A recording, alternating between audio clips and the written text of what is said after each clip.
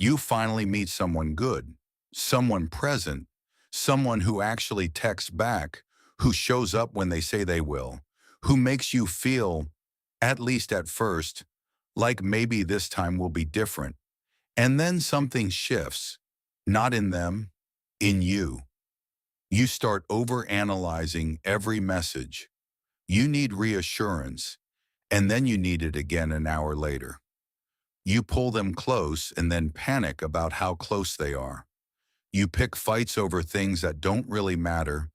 You rehearse conversations in your head that never happen. And somewhere underneath all of it, there's this quiet, exhausting voice that says, they're going to leave. They always do. If any of that sounds familiar, this video is about you. And about why the very thing you want most in a relationship is the thing your nervous system keeps pushing away. Anxious attachment is one of 4 attachment styles identified by researchers John Bowlby and Mary Ainsworth.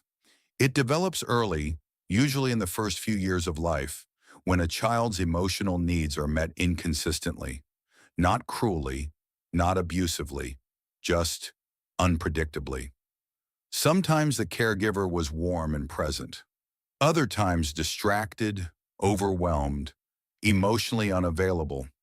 And the child, because children are extraordinarily sensitive to these fluctuations, learned that love is not something you can count on. That connection is fragile. That the people who matter to you might be there today and gone tomorrow. So the child does what any intelligent system does when faced with an unpredictable environment. It adapts. It becomes hypervigilant, always watching, always trying to read the room, always working to secure the attachment before it disappears. That child grows up, but the nervous system doesn't forget.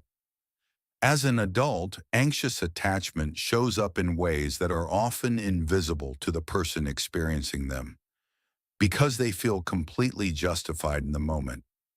You send a message and they don't reply within an hour. A reasonable person might think, they're probably busy. An anxiously attached person spirals. They replay the last conversation looking for something they said wrong. They check to see if the person has been active online. They draft a follow-up message, delete it, draft it again. They feel a physical tightness in their chest that doesn't go away until the reply comes. And when it does, the relief lasts maybe 20 minutes before the cycle starts again. This is called hyperactivation of the attachment system. When the brain perceives a threat to an important bond, even an imagined threat, it floods the body with stress hormones. Cortisol, adrenaline, the same chemicals released in actual danger. Your body doesn't know the difference between your partner not texting back and a predator in the dark. It just knows the bond feels threatened, and it responds accordingly. The problem is that this response, which was designed to protect you, ends up doing the opposite. It pushes people away. It creates the very distance it was trying to prevent. Here's where it gets more complicated. Anxious attachment doesn't affect all relationships equally. It tends to activate most intensely with people who trigger your attachment system, which, as we talked about in the last video, often means people who are emotionally unavailable. The anxious and the avoidant find each other with an almost magnetic precision. The avoidant's natural tendency to pull back activates the anxious person's deepest fear, abandonment, and the anxious person's intensity and need for closeness triggers the avoidant's deepest fear, engulfment. So they dance. The anxious person chases, the avoidant retreats. The chasing makes the avoidant feel trapped. The retreating makes the anxious person panic harder. Neither of them is doing it on purpose. Both of them are following instructions written decades ago. Researchers call this the anxious-avoidant trap. and it's one of the most common and most painful relationship dynamics in existence. The relationship feels intense because both people are operating from fear. And fear, as we've established, looks a lot like passion when you're inside it. So what does anxious attachment actually feel like from the inside? Because from the outside, it can look like neediness or jealousy or being too much. But from the inside, it feels like love. It feels like caring deeply. It feels like paying attention. When you're anxiously attached, your emotional world is organized around the relationship. You think about your partner constantly, not just fondly, but vigilantly. You monitor their mood. You adjust your behavior based on subtle shifts in their energy. You give a lot, sometimes too much, because giving feels like the safest way to keep someone close.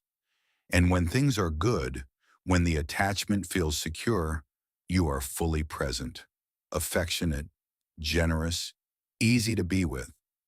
But the moment uncertainty enters, a shorter text, a canceled plan, a moment of distance, the system activates, and you become someone that even you don't entirely recognize. Someone who needs things they can't quite articulate. Someone who feels things that seem disproportionate to the situation. Someone who is, in the most literal sense, afraid. Breaking the cycle of anxious attachment is not about becoming someone who needs less. Needing connection is not a flaw. It is one of the most human things there is. The goal is not to care less. It's to feel safer while caring. The first thing that helps is learning to recognize the activation as it's happening. Not after the spiral, not in retrospect, in the moment. When you feel that tightness in your chest, that urgency to reach out, to get reassurance, to do something to close the distance, pause. Name it. My attachment system is activated right now. I am not in danger. This is an old feeling in a new situation. That simple act of naming creates just enough space between the feeling and the behavior to make a different choice.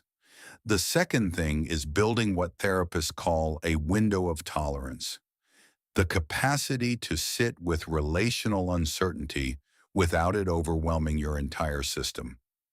This is a skill. It's built slowly through repeated exposure to the discomfort of not knowing without acting on it. Every time you resist the urge to send the third message, every time you let yourself feel the anxiety without immediately trying to fix it, you are expanding that window, slightly, gradually, and over time, the anxiety loses some of its power. The third thing is communication, but a specific kind, not the anxious communication that demands reassurance in ways that push people away. Clear, direct, non-reactive communication about what you actually need. Not, why haven't you texted me back? But, I notice I get anxious when I don't hear from you for a while. I just wanted to name that. That kind of honesty, delivered calmly, does something remarkable. It invites the other person into your experience instead of making them feel accused by it. And it builds the kind of genuine intimacy that anxious attachment is actually searching for. The intimacy that reassurance seeking can never quite reach. The fourth thing, again, is therapy. Specifically, a therapeutic relationship where you can experience being consistently seen and responded to over time. Because anxious attachment was formed in relationship, and it heals in relationship. The therapeutic relationship gives you a low-stakes environment to practice, to notice the activation, to express needs directly, to experience rupture and repair. That last one is particularly important. Rupture and repair. The experience of something going wrong between two people and then being worked through is one of the most powerful corrective experiences available. If you grew up in an environment where ruptures were never repaired, where conflict meant abandonment, where distance was permanent, experiencing repair changes something fundamental in your nervous system. It teaches it, slowly and experientially, that distance is not the end. That conflict is survivable, that people can come back. You are not too much. You have never been too much. You are someone whose nervous system learned, very early, that love was uncertain, and responded the only way it knew how, with vigilance, with effort, with a kind of desperate attentiveness that was, at its core, just a child trying not to lose something precious. That child deserved more consistency than they got, and you as an adult deserve relationships where you don't have to work that hard just to feel safe. That is not an unreasonable thing to want. It is the most reasonable thing in the world. The next video goes into avoidant attachment, the other side of the dynamic we talked about today. If you've ever been told you're emotionally unavailable, or if you find yourself pulling away the moment someone gets too close, that one is for you. Leave a comment with one word that describes how this video made you feel. I'll see you in the next one.